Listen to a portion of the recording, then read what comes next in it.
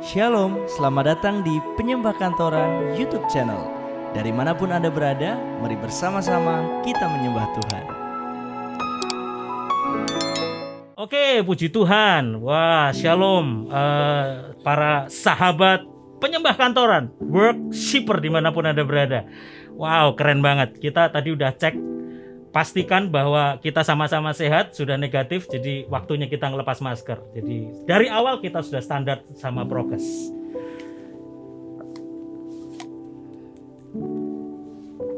Wow, seru banget. Akhirnya setelah ngobrol-ngobrol ngebakmi beberapa kali, akhirnya kita dapat kesempatan dan saya sambut tamu saya, seorang entrepreneur, seorang pengusaha hebat, punya banyak perusahaan, membangun core bisnisnya dengan sangat kuat di bidang medical equipment. Tapi jangan lupa dia juga seorang pribadi yang berhati gembala, menggembalakan jemaat. Selamat datang Pastor Daniel Supriyanto. Finally you are here, Pak. Yes, finally. After beberapa momen kita bersama, Gitu ya? kita akhirnya saya bisa menjejakkan kaki saya ke tempat Bapak. Ya, ini satu Anyway, thank you banget ya. Thank you Yap, banget udah sempetin sama-sama. datang dan Sama-sama. kita ngobrol-ngobrol di podcast kita. Saya kasih judul podcast kita hari ini, teman-teman sahabat worshipper, tetap tegar di masa sukar, makin eksis di masa sulit. Nah, ini orangnya nih. Kita mau kulik, kita mau gali lebih lagi. Shalom, seneng banget, welcome. Shalom, Pak di Yosua. gubuk kita ini yang ya kita rindu.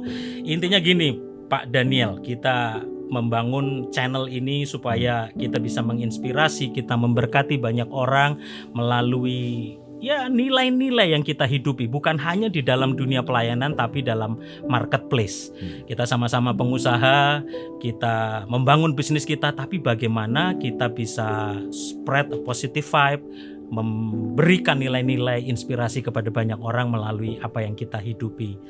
Jadi sebelum kita ngobrol-ngibril lebih jauh nih, boleh cerita dulu dong gimana latar belakang, asalnya dari mana, dan kenapa bisa sampai terjerembab di dalam dunia medical equipment ini. Gimana ceritanya? Silakan Oke. Pak Daniel. Ya, sekali lagi saya bersyukur ya bisa hadir di sini. Yes. Ini satu saya rasa wadah yang sangat positif. Apalagi di tengah masa pandemik, bukan kita terlena dan kita terjatuh, tetapi kita perlu bangkit dan terpenting juga kita harus spread the positive thought ya, yang salah satunya diinisiasi oleh Boksu Bapak Yosuayan. Big ya. Sutong emang kan? Boksu dan bosku ini. Ya, saya cerita sedikit ya, sesuai dengan pertanyaannya Bapak Yosua.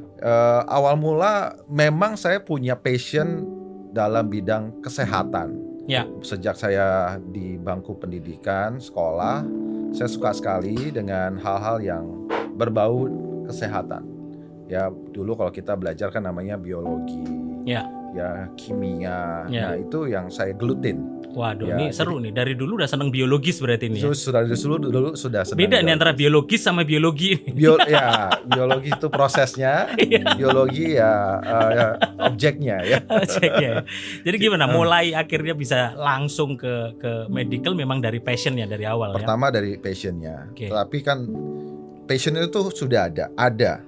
Tetapi dalam kurun waktu yang saya jalanin itu kan bisa saja mulai bergeser ya karena lingkungan.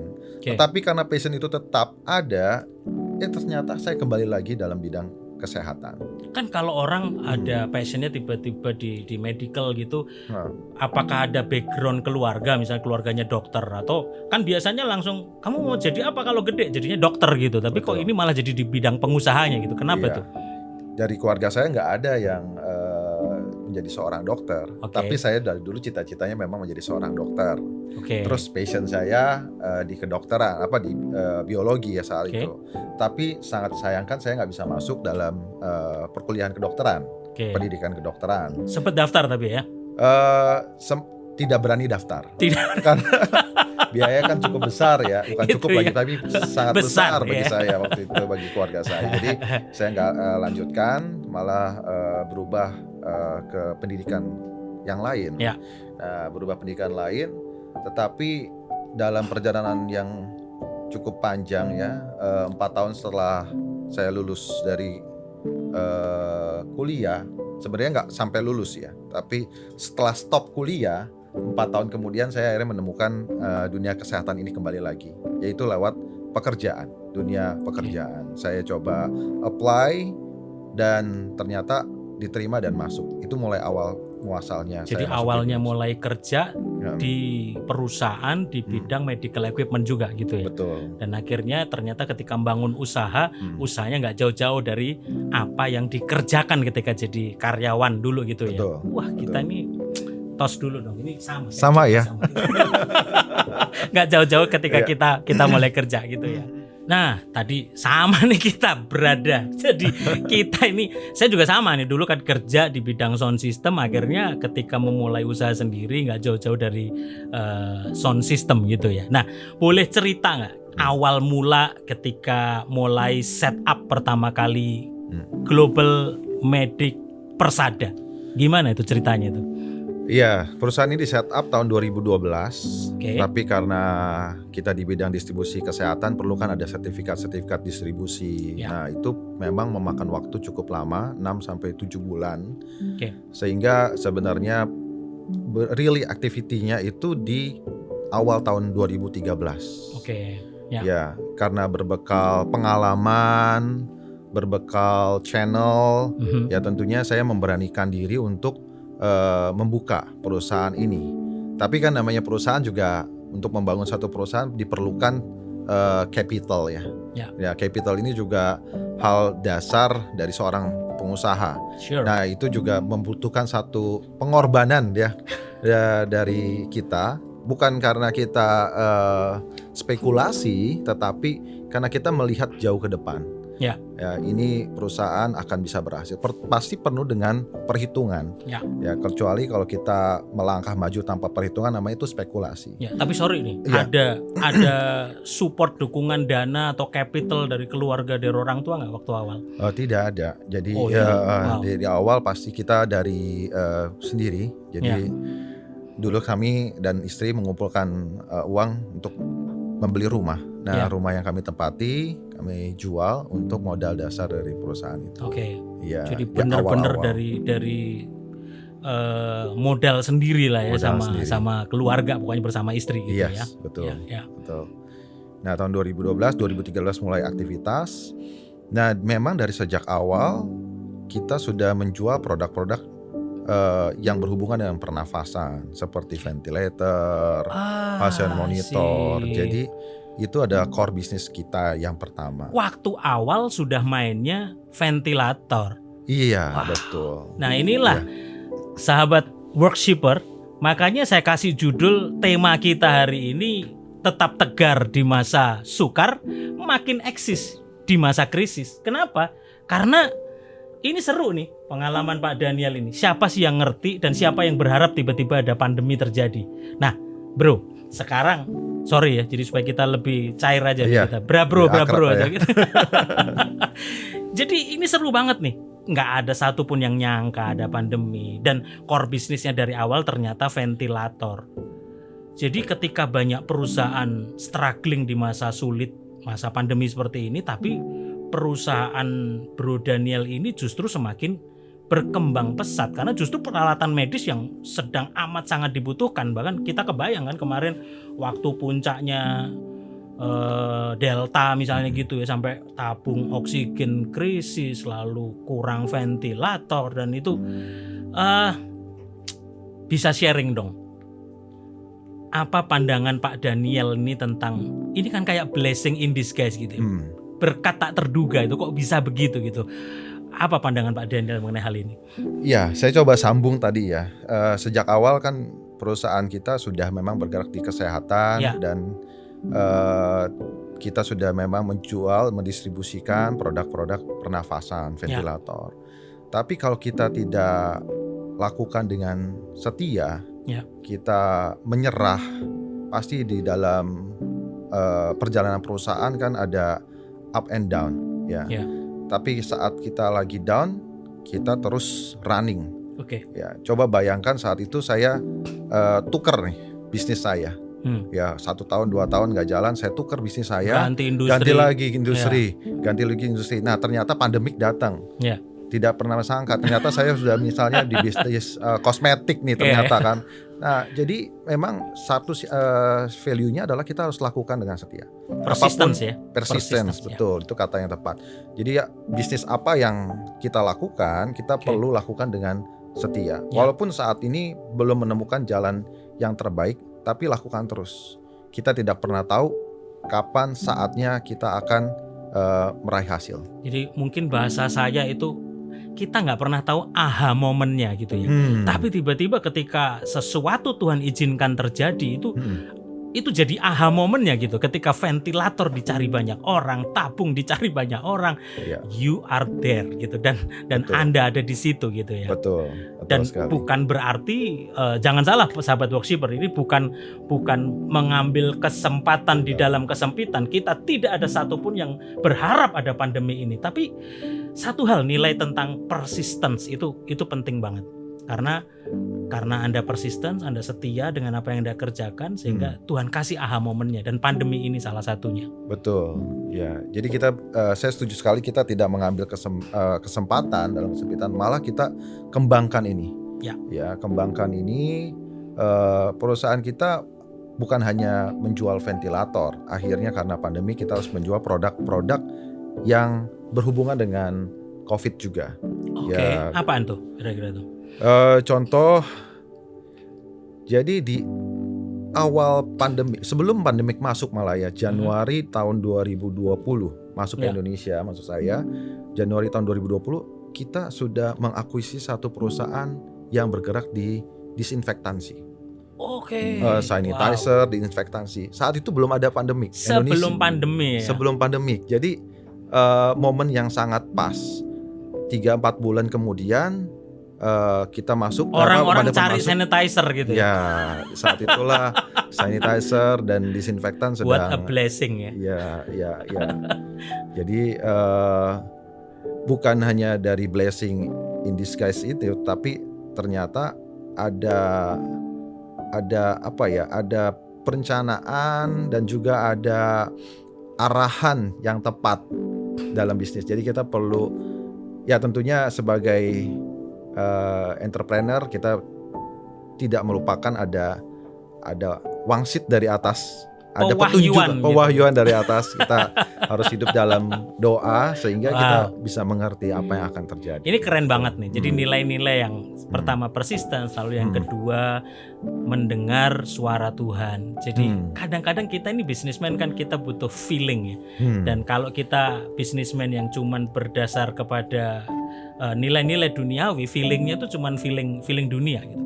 Tapi kalau kita melekat, kita dengar suara Tuhan, itu jadi sebuah tuntunan gitu ya. Jadi sebuah tuntunan. Kalau orang Chinese bilang hoki, orang Jawa bilang bejo gitu.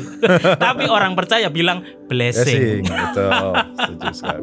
Ya. Wow, keren banget ya. Jadi ketika kita hidup dalam tuntunan Tuhan, Tuhan yang bawa kita ya. Tuhan tuntun kita. Siapa yang kepikir tiba-tiba akuisisi perusahaan yang berbisnis sanitizer, dan ketika pandemi terjadi, sanitizer jadi sebuah produk yang bahkan waktu itu sempat kosong, sempat kurang gitu ya, dicari banyak orang, harganya tinggi gitu ya.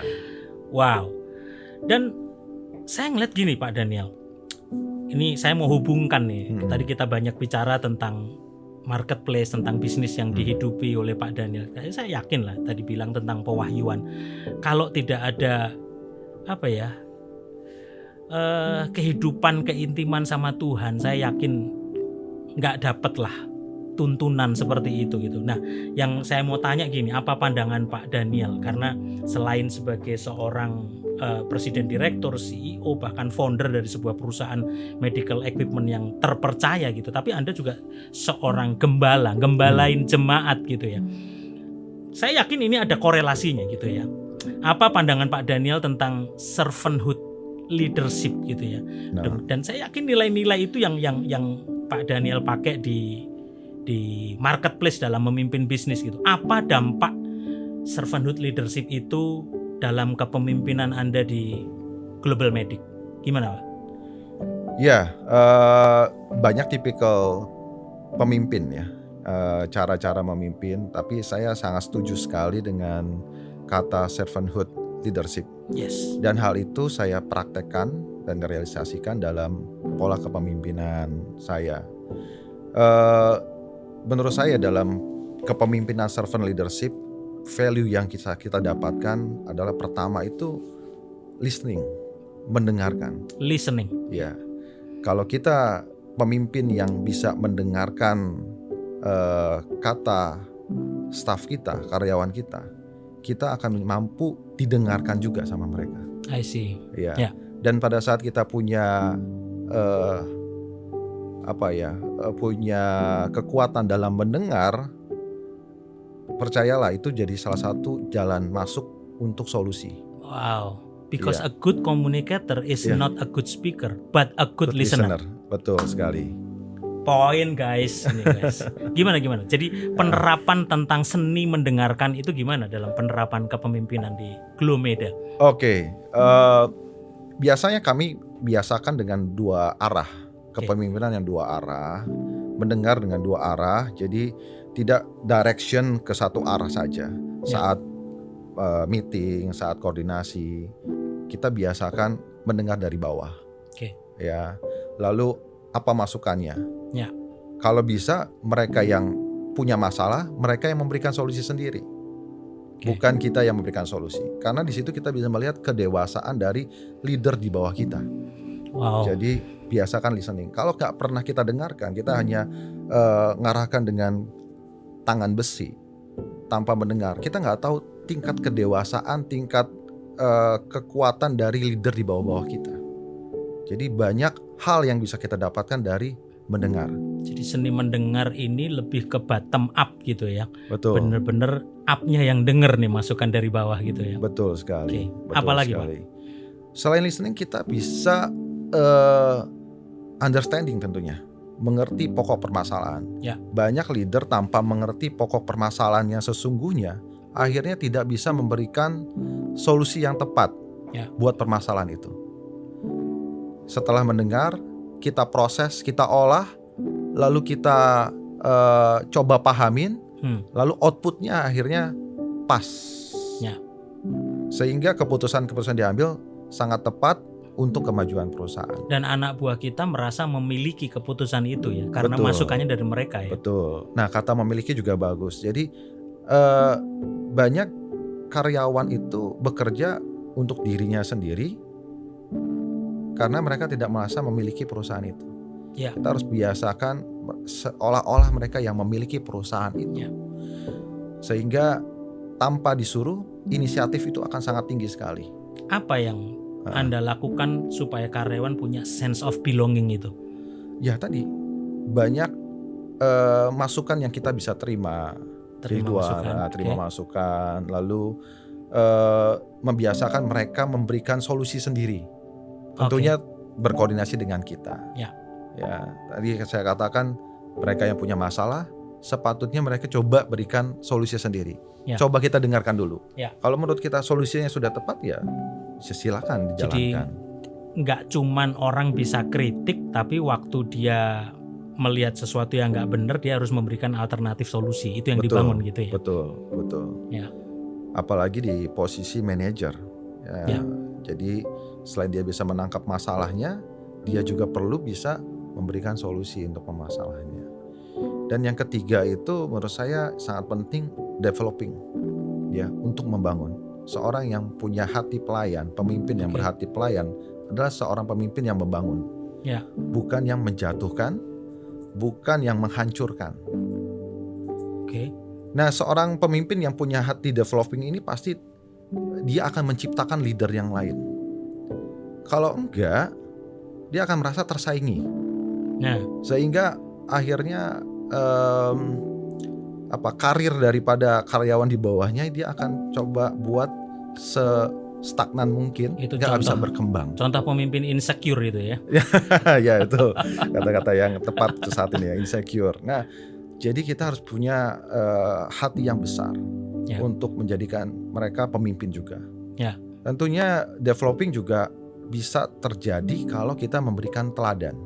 Ya. Pemimpin yang bukan karena positioning leadership, tetapi pemimpin yang memberikan contoh Ya. atau teladan. Ya syukur, puji syukur pada Tuhan, saya juga berasal dari bawah ya, level bawah dari sales. Saya pernah mencontohkan bagaimana menjadi seorang sales, Ya. bagaimana menjadi seorang supervisor, manager.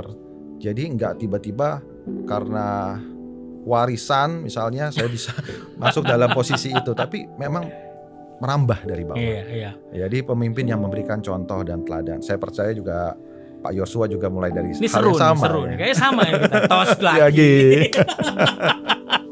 Jadi Iya, ngobrolnya jadi nyambung gitu Iya, karena iya. gini, gue banget itu gitu. Iya, betul. Gue betul, banget. betul. Jadi listening, processing, developing gitu ya Betul, gitu. Betul.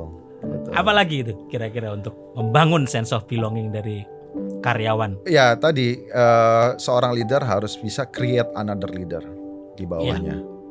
Dengan seperti itu karyawan di bawah kita akan merasa ini seperti perusahaannya mereka. Memuridkan ya. Memuridkan, Wow. betul. Memuridkan. Kita bisa pakai prinsip-prinsip Christianity yang kita percayai itu kita bisa terapkan di dalam perusahaan kita. Wow. Saya lihat memang ini saya nggak tahu marketplace mempengaruhi penggembalaan atau penggembalaan mempengaruhi marketplace, tapi memang itulah kehidupan gitu ya. Ketika itu menjadi blending mix jadi satu, jadi sebuah nilai-nilai hidup kita, akhirnya itu berdampak di semua lini kehidupan, baik di pekerjaan maupun di dalam kepemimpinan pelayanan gitu ya. Nah, sekarang saya boleh mulai geser dikit nih, mulai masuk ke area pelayanan. Jadi saya nggak manggil bro lagi tapi Boksu nih, Boksu Daniel. Udah berubah. Sama aja, Pak. Jadi saya tuh sampai bingung gitu ya. Saya baca saya ngikutin siapa, who is Daniel Suprianto gitu ya. Apalagi sih yang mau dicari gitu loh. Keluarga bahagia sama Vera sama 3 anak yang luar biasa diberikan Tuhan. Kemudian perusahaan yang cukup berkembang dengan pesat, anak perusahaan yang begitu banyak gitu dibangun gitu. Pengusaha yang hebat gitu. Ngapain sih? Apalagi yang mau dicari gitu loh. Sampai mau-maunya masih gembalain jemaat. Dan notabene gembalain itu, kita ini kan kayak bahasanya, mohon maaf nih, kayak nyebokin jemaat mulu gitu ya. Tempat Kadang sampah ada ya. bermasalah Jadi jadi tempat tempat sampah. sampah, jadi tempat keluhan gitu kan. Kadang-kadang ke bawah nggak bisa tidur, urusannya juga urusan orang lagi gitu. What are you looking for this ministry? Ngapain sih masih repot-repot mau jadi gembala gitu? Oke, penggembalaan kita percaya itu adalah salah satu pelayanan. Ya, Yes. sebagai seorang percaya yang sudah naik level ke dewasa, lebih dewasa secara rohani, pasti punya keinginan untuk melayani lebih lagi. Ya. Jadi satu poinnya kenapa menggembalakan, karena pelayanan. Oke. Lalu yang kedua, kenapa penggembalaan, kenapa nggak yang lain? Iya, Kan makanya bentuk pelayanan kan banyak ya. Gini nih, gue mau tanya dulu nih sebelumnya, sebelum kita ngomong ke penggembalaan gitu ya. Iya. Emang dulu dari muda sudah pelayanan atau misalnya bidangnya apa, atau mimpin sel group atau gimana sih ceritanya?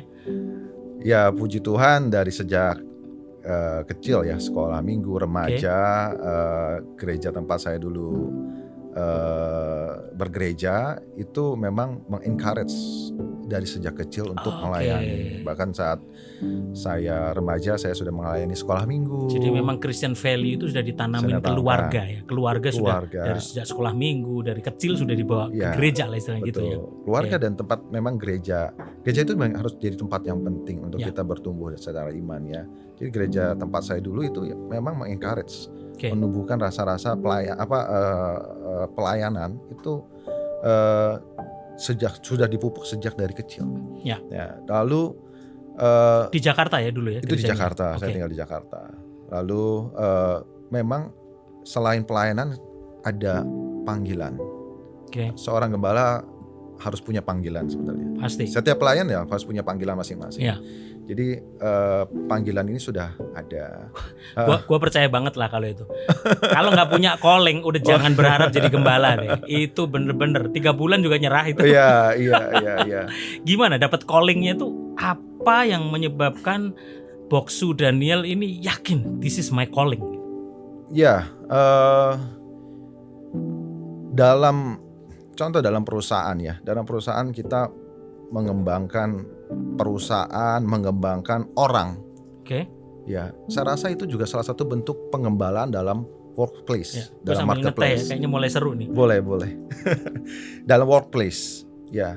Tetapi kan nggak hanya sampai di bidang materi saja. Kerohanian itu pun juga perlu kita kembangkan. Ya. Nah, itu yang saya pakai juga dalam mengembangkan penggembalaan di gereja. Jadi mengembangkan rohaninya, dan meng-create dia sebagai seorang leader di keluarganya, leader di komunitas yang lebih kecil, atau bahkan nantinya orang tersebut bahkan jadi pemimpin di gereja. I see. Jadi jiwa hati mengembalakan itu terpupuk sih Pak, sudah ada, dan sudah ada calling sebagai gembala yang menggembalakan, yang memuridkan, serta nurturing seorang jemaat atau seluruh jemaat, sehingga mereka bisa berkembang secara rohani, bertumbuh secara alami gitu. Betul. Ya, nurturing mereka gitu. Betul. Ya. Nah, audiens sahabat worshipper, saya perlu infokan gitu. Beliau ini gembala dari GBI TCC, Transform Community Church ya, di Puri Mansion, Jakarta Barat gitu. Nah, mulai menggembalakan itu sendiri dari tahun berapa?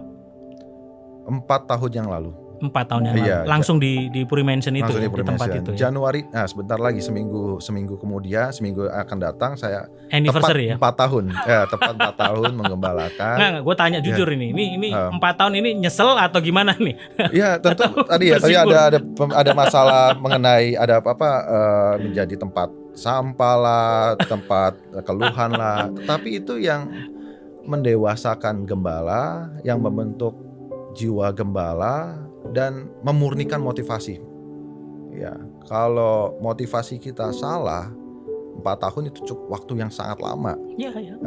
Tapi saya berasa 4 tahun itu seperti baru 1 tahun yang lalu. Gitu ya. Sementara jemaat merasa diberkati dengan pelayanan Boksu Daniel, tapi tanpa sadar sebetulnya Anda sendiri merasa justru diberkati sekali ketika Anda menggembalakan gitu. Itu sehat sekali.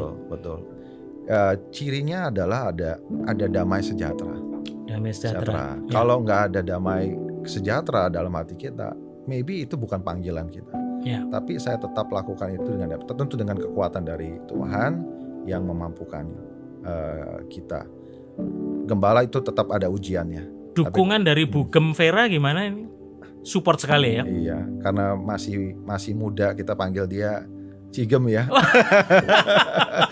Dukungannya luar biasa sekali, karena gitu ya? Pas pertama kali menjadi gembala pasti harus punya dukungan dong. Gua ketemu pertama kali saya kira malah dia guru sekolah minggu. Ternyata Cigem gitu. Ya, jadi dukungan sangat berarti sekali. Dan sejak awal memang sudah support gitu ya. Betul, kan memang gembala itu harus perlu dukungan. Kalau nggak boleh Pak gitu. Iya, penting banget itu. Nah, kita masuk lebih dalam lagi tentang nilai-nilai di dalam penggembalaan nih, karena ya as we know ada begitu banyak pengajaran sesat di luar sana, ada begitu banyak. Waduh, sekarang mah kita seru kali ya, kita kalau ngikutin ada gereja palsu, ada pastor in style, ada banyak banget. Tapi saya ngeliat itu positifnya gitu. Itu menjadi sebuah trigger, menjadi sebuah warning, menjadi sebuah sign buat kita untuk kita terus evaluate gitu kan. Supaya kita ada dalam satu pengajaran yang benar gitu yang. Kan saya lihat Boksu Daniel ini nggak cuman sebagai pengusaha, tapi sahabat worshipper, jangan salah nih, di hadapan saya ini seorang doktor teologi gitu. Dari STH sampai MTH dan sampai doktoralnya sudah achieve nih. Jadi sampai belajar, sampai spend waktu, saya yakin juga itu tenaga, semuanya itu kan terkuras habis gitu. Saya baru S2 di teologi gitu aja, saya inget banget itu kelar kerja harus dari Sunter Karawaci everyday gitu, rasanya udah ngap-ngapan banget gitu. Apalagi sampai doktoral gitu.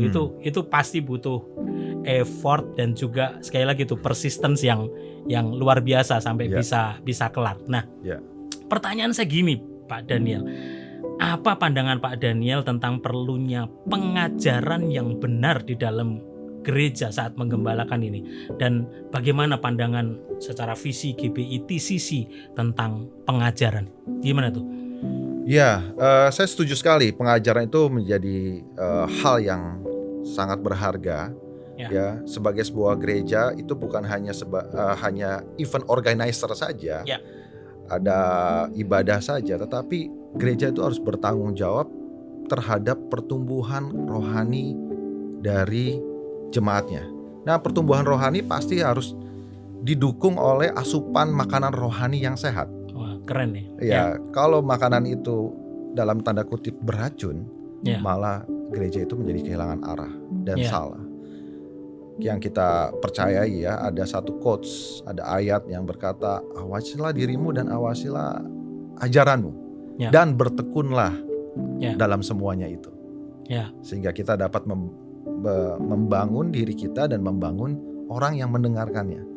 Nah, oleh sebab itu saya bertekun belajar, karena saya perlu belajar juga. Bukan semata-mata mengejar title, tetapi perlu memperlengkapi diri saya, untuk mengawasi ajaran saya, dan juga untuk memberikan masukan-masukan dan rohani, asupan rohani yang sehat untuk jemaat dan untuk diri kita sendiri. Dan di gereja kami itu ada bidang pengajaran juga, Pak. Karena kami concern juga terhadap pengajaran ini. Jadi ada bidang pengajaran yang isinya itu untuk memfilter pengajaran-pengajaran, merekap pengajaran-pengajaran, bahan pengajaran, sehingga semuanya quality controlnya jalan gitu loh, Pak. Wah, ini beda, sahabat worshipper. Kalau kita ngobrol sama pendeta keluaran, bukan pendeta kejadian. Karena kan banyak pendeta kejadian ya. Aduh, karena passionnya, kayaknya gue demen nih jadi gembala, kayaknya gue demen musik nih gitu. Akhirnya ada banyak pendeta kejadian di mana ya nggak terlalu concern, nggak terlalu memperhatikan hal-hal tentang pengajaran, karena toh yang penting khotbah lucu, toh yang penting khotbah motivasi. Orang kan sekarang jemaat suka yang enteng-enteng, remeh-temeh, yang penting pulang happy gitu kan, gitu ya. Nah, apa pandangan Pak Daniel mengenai fenomena gereja seperti itu? Ya, style ya, mungkin tadi yang enteng itu bisa diartikan sebagai style juga, cara, tetapi harus berbobot. Bobot harus disertai dengan style, cara penyampaian. Kalau ada bobotnya tetapi cara penyampaiannya juga kurang, ya memang kurang menarik ya. Tapi juga jangan terlalu banyak gimmick style tetapi bobotnya nggak ada, intinya nggak ada, dasarnya tidak ada. Jadi ya saya mengingatkan kembali juga pada pengajar-pengajar ya, pendeta-pendeta, agar tetap perhatikan ini, pengajaran itu. Keseimbangan itu perlu ya, balance. Betul, ya. Betul. Kita bukan motivator, tapi kita adalah pendeta ya, gereja yang punya tanggung jawab, bukan kepada orang itu, tapi kepada Tuhan. Dan mungkin itu yang menjadi motivasi seorang Daniel Supriyanto gitu loh, untuk sekolah, menggali dan belajar tentang teologi. Tapi saya lihat ada pernah kuliah di BINUS juga, itu gimana ceritanya tuh dulu di BINUS gitu? Ya. Jadi tadi ya saya sempat katakan karena tidak berhasil kuliah kedokteran, akhirnya saya kuliah di manajemen ekonomi. Oh, di BINUS itu manajemen ekonomi. Manajemen ekonomi selama 3 semester saja. Oh, 3 semester? Nggak lanjut? Kenapa? Nggak lanjut. Pertama, tidak sesuai dengan passion. Kedua, karena manajemen ekonomi erat sama sales ya. Jadi saya sudah sambil bekerja, jadi sudah melupakanlah untuk menyelesaikan kuliah. Gue udah langsung kerja nih, ya, gitu langsung ya. praktek jadinya. Gitu ya. Gitu. Ya tapi bagus lah, ini sahabat workshipper, at least kita tahu tak ada gading yang tak retak. Dari kemarin ngobrol, bahkan tadi kita briefing, kita ngobrolin, gue bingung cari gitu. Ini orang masa berhasil semua sih gitu. Tapi sekarang kita bisa lihat bahwa ada kegagalannya. Sekolah nggak lulus gitu. Dan akhirnya sekarang Malah keterusan. ini, Iya. ini jadi sampai drop out karena nggak sesuai passion gitu ya. Iya, Dan iya. akhirnya malah terjerembab di dalam sekolah teologi malahan gitu. Betul. S1, S2 sampai doktoralnya S3 Iya. selesai gitu. Iya. Terus pertanyaan saya gini nih, apalagi sih yang mau dicari gitu, repot-repot amat gitu, sekolah teologi atau apa. Itu tadi apakah cuman ngejar titel atau cuman pengakuan atau apa sih sebetulnya? Dasarnya awal itu apa? Ya, dasar Kenapa awal teologi saya gitu? perlu diperlengkapi. Diperlengkapi. Oke. Diperlengkapi. Itu sih dasar paling utamanya, diperlengkapi. Karena buka gereja itu bukan seperti buka perusahaan ya. Ya. Tapi buka gereja itu tanggung jawab kita kepada Tuhan. Ya. Sebab itu kita perlu diperlengkapi. Orang-orang yang ada di sekretariat atau di kepala bidang itu juga perlu diperlengkapi dengan materi yang berbobot. Oke. Untuk itulah saya mengambil title ya, sampai ya saya tempat kuliah saya itu di Yogyakarta. Oke. Jadi saya masih ingat kalau S3 itu saya harus terbang ke sana. Gitu ya. Jadi nggak cuma dosen terbang nih, mahasiswa terbang. Wah, lah masih ya. terbang. Ya, untuk kejar itu. Kelar kapan itu? Dan mulainya kapan? Waktu mulai dari S1 teologi itu? Oh, wah, kelas 1 S1 teologi itu, karena saya melanjutkan yang manajemen ekonomi jadi tahun 2016 ya. Oh, 2016 begitu. 2016. Itu langsung masuk ke Sorry, teologi. saya angkatan 2015, lalu lulus tahun 2017 sudah lulus. Oke. Lalu saya lanjut lagi ke pendidikan, master pendidikan. Jadi ada 2 master, Oke. master pendidikan Kristen dan master teologi. Oh, jadi sampai masternya pun 2 gitu. Iya. MPDK dan MTH berarti Betul, ya. iya. Oke, Iya. oke. Ya, kalau dokternya baru tahun lalu saya lulus. Oh Tahun gitu. 2021. Jadi ini pelampiasan aja lah ya. Karena dulu nggak Hmm. bisa masuk dan takut masuk ke kuliah dokter. Jadi ya sudah deh, doktor saja. Gitu. Meleset O sama E aja ya. Aduh gitu ya. Tapi kebayang gitu dengan Glomeda dan banyak anak perusahaan yang lain, mimpin banyak perusahaan, kemudian juga gembalain yang saya tahu banget lah itu problematika dan masalahnya itu banyak sekali. Boleh sharing dong gimana bagi waktunya itu? Gimana bagi waktu sama keluarga, anak-anak juga butuh perhatian. Lalu pelayanan, bisnis yang kadang-kadang juga loadnya juga cukup tinggi gitu. Ya. So how do you arrange your time? Saya membagi menjadi 3 klaster ya, kalau seperti itu ya. Jadi Waduh, klaster kayak waktu, COVID aja ini. klaster waktu buat keluarga. Oke, Karena saat dengan keluarga kita harus benar-benar fokus dengan keluarga. yes, It is not matter of the quantity, Ya. but the quality. quality ya. Waktu yang berkualitas. Ya. 2 jam waktu dengan keluarga, tapi tidak berkualitas. Semua pegang sama handphone, zero. Ya, main game gitu betul. ya. By the way. Setengah jam berkualitas itu mengandung banyak makna, Ya. arti. Jadi dibagi dengan 3 klaster dari bidang kehidupan saya. Dengan keluarga setiap pagi ya 80% saya pasti menghabiskan waktu dengan istri saya untuk makan, sarapan, dan ngopi. Jadi sebelum datang ke sini saya udah ngopi juga. Itu sudah kebiasaan yang berulang-ulang. Ya, itu menurut saya adalah momen antara suami dengan istri. Iya, makanya saya nggak siapin kopi kan. Iya. Kalau gitu ngeteh dulu lah gitu. Betul, supaya oke, gitu. Jadi waktu sama istri di pagi hari Istri. sama keluarga, anak-anak juga pas Dan siap-siap saya juga sekolah ya. antar anak sekolah. Oh really? Iya. Gitu ya, bukan Masih. driver lah ya. Enggak. Antar sendiri. Ada driver, tapi saya ikut untuk anterin anak sampai sekolah. Dan itu kan Quality cukup time pagi ya, jam Iya. 7 pagi, jam 7:30 pagi, tapi tetap saya lakukan untuk keluarga.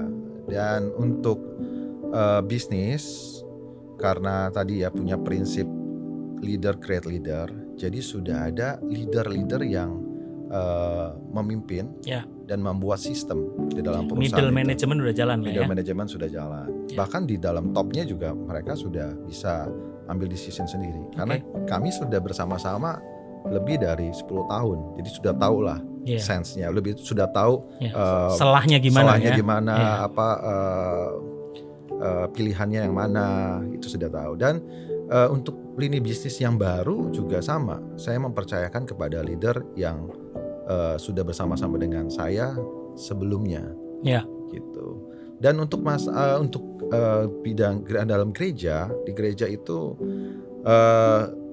sudah ada harinya. Pastikan Ya. gereja itu di hari Minggu, Selasa, dan Sabtu. Ya. Tapi kan namanya orang konseling kan nggak tunggu waktunya ya. Iya. Kadang-kadang panggil saya dan saya siap Gitu ya. anytime dihubungin untuk bersama dengan jemaat.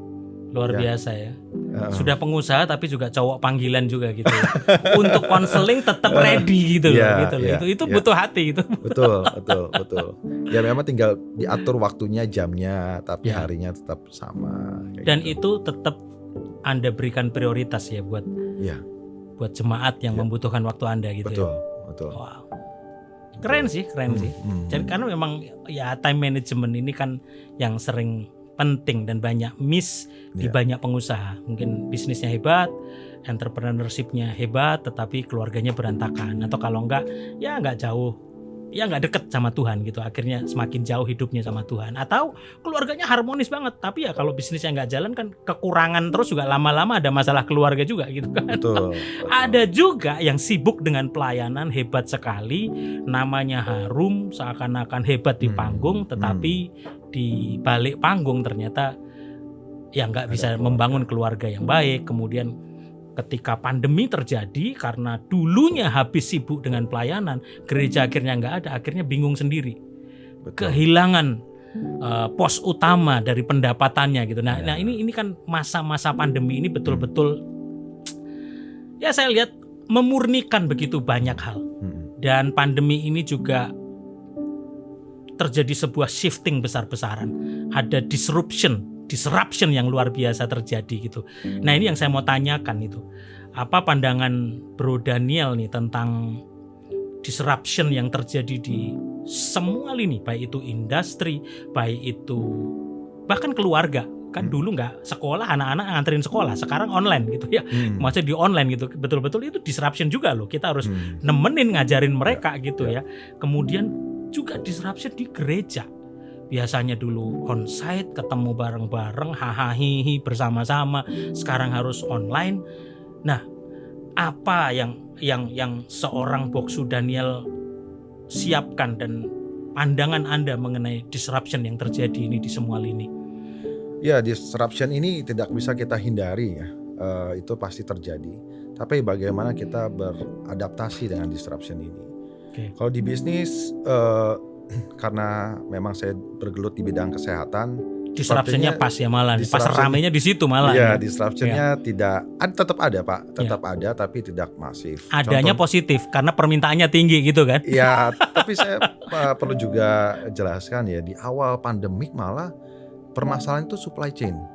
Oke. Karena kan di luar negeri udah tutup duluan ya. Oke. Jadi manufacture pabrik-pabrik itu udah tutup duluan.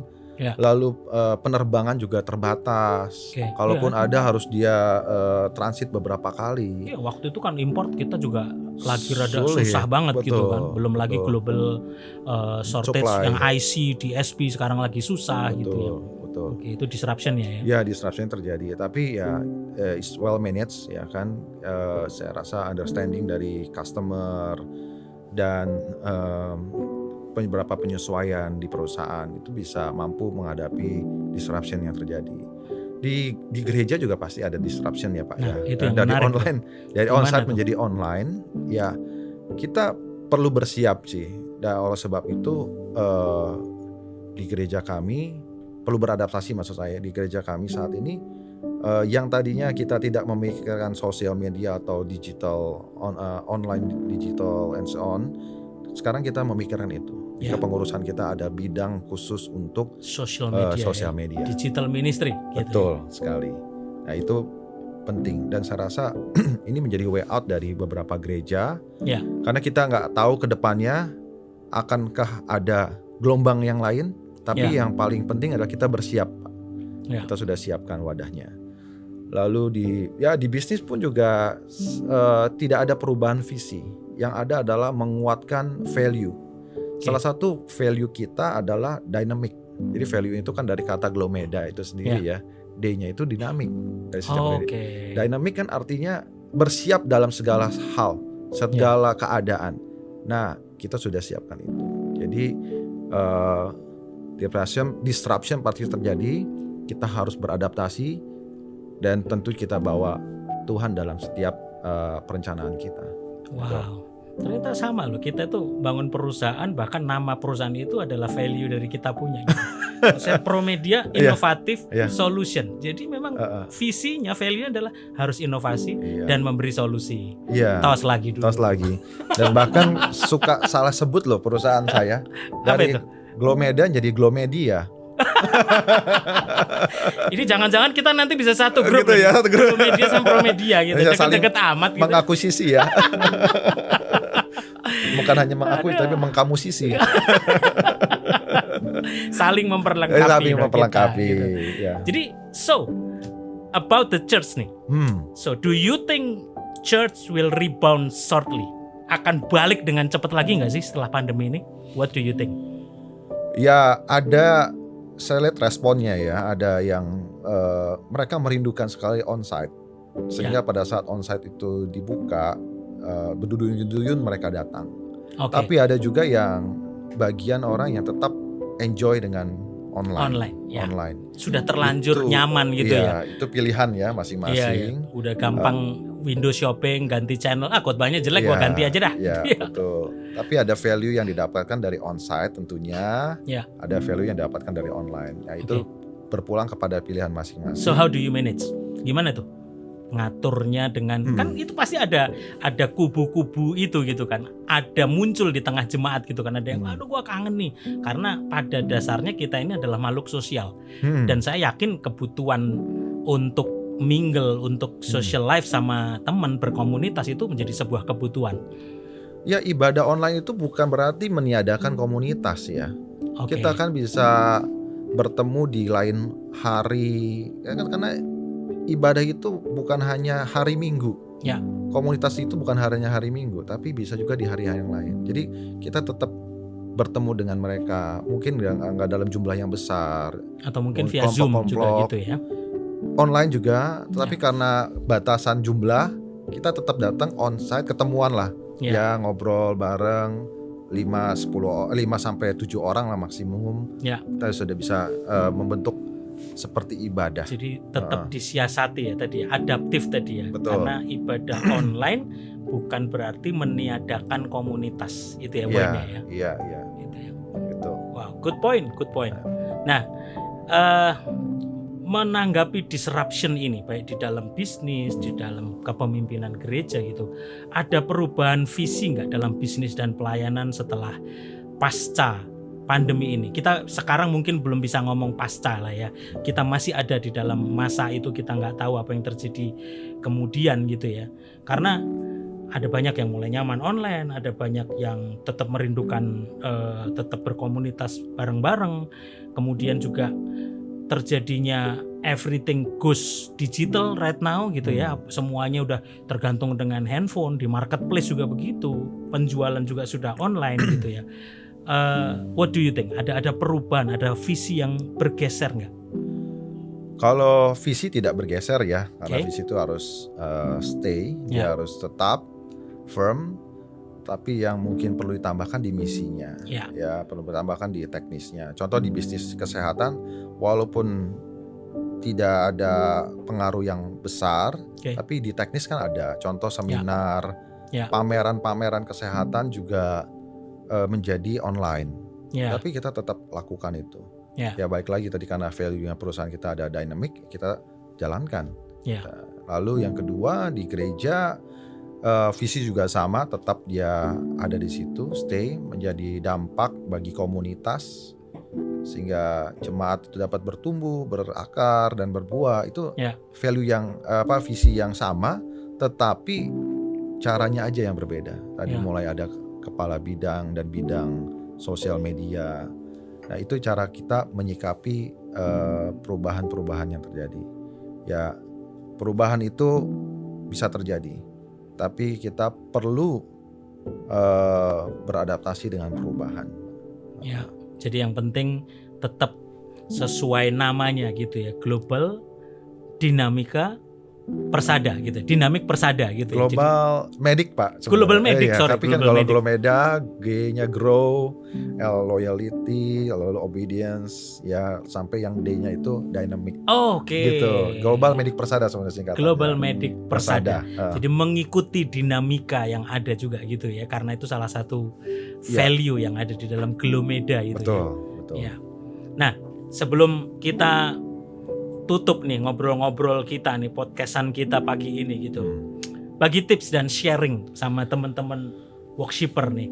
Kira-kira apa sih yang bisa menginspirasi sahabat worshipper dimanapun mereka berada supaya bisa mengikuti keberhasilan seorang Boksu Daniel ini, baik keseimbangan di dalam bisnis, keseimbangan di dalam kepemimpinan, penggembalaan di dalam gereja gitu. Apa yang boleh di-share sama teman-teman worshipper? Oke, jadi yang saya bisa share ada satu kata yang saya benar-benar menjiwai ya, kata itu do the best and God do the rest. Oke. Ya, jadi lakukan yang terbaik dan Tuhan akan juga melakukan yang terbaik buat kita. Jadi kita lakukan semaksimal mungkin, totalitas 100% apa yang menjadi tanggung jawab kita. Tentunya dalam menjalankan kegiatan kita pasti ada faktor yang tidak bisa kita handle, namanya faktor X. Nah, itulah bagian daripada Tuhan kita. Dia yang akan mencarikan jalan, memberikan jalan untuk kita. Dan yang kedua, value yang lain adalah sama seperti value dari servant leadership. Nah, saya berharap teman-teman pengusaha ya yang bekerja juga, yang bekerja di workplace, marketplace, ataupun pendeta sekalipun bisa menerapkan servant leadership. Listening, good listener, ya, understanding dan developing. Tentunya dari developing ini kita mendapatkan satu value lagi tambahan, yaitu berhati besar. Saat kenyataan tidak sesuai dengan perencanaan, kita harus punya hati besar karena kita berserah juga kepada Tuhan kita. Wow, keren banget closing statementnya dari Bapak Pendeta Daniel Supriyanto. Nggak cuman sebagai gembala, tetapi beliau adalah seorang entrepreneur muda yang menjadi berkat dan menginspirasi banyak orang. Kita bisa belajar banyak hal, listening, understanding, developing, dan jangan lupa memuridkan, leader, creating leader. Dan closing statementnya keren banget, do your best, God will do the rest. Dan jangan lupa miliki mentalitas servanthood leadership, karena kepemimpinan yang melayani itu bedanya. Kalau orang dunia bos itu ditakutin, arogan, otoriter, tetapi kepemimpinan yang melayani, firman Tuhan berkata yang terbesar di antara kamu adalah yang melayani terlebih dahulu. Wow, thank you banget Pak Daniel buat Sama-sama. waktunya. Saya sangat diberkati sekali dan saya percaya sahabat worshipper, penyembah kantoran. Pas banget pokoknya nih gua ngundang tamu saya ini, penyembah kantoran. Kantoran tapi juga seorang penyembah yang luar biasa. Dan kiranya diskusi kita, ngobrol-ngibril kita di podcast ini bisa memberkati banyak orang. Dan satu hal yang gue diberkati banget, bagaimana kita hidup dalam tuntunan Tuhan. Karena gue lihat gini, ketika kita dengar suara Tuhan dan kita mengambil keputusan yang tepat dalam setiap kepemimpinan kita, itu Tuhan yang buka jalan gitu. Bila engkau tak besertaku, ku tak mau berjalan. Ku perlu Tuhan, pimpin langkahku. Setiap langkah kita, kalau kita dalam penyertaan Tuhan, Tuhan pasti buka jalan. Yes. Amin. Amin. Thank you banget Pak Luar biasa. Daniel buat waktunya. Dan sahabat worshipper, dimanapun Anda berada, semoga Anda diberkati dan stay tune di channel Penyembah Kantoran. God bless you. God bless. Sahabat penyembah kantoran, bagaimana? Apakah saudara terberkati lewat podcast kami? Jika iya, jangan lupa subscribe, like, dan share ke banyak orang sehingga podcast ini menjadi berkat bagi banyak orang. Terima kasih, Tuhan Yesus memberkati.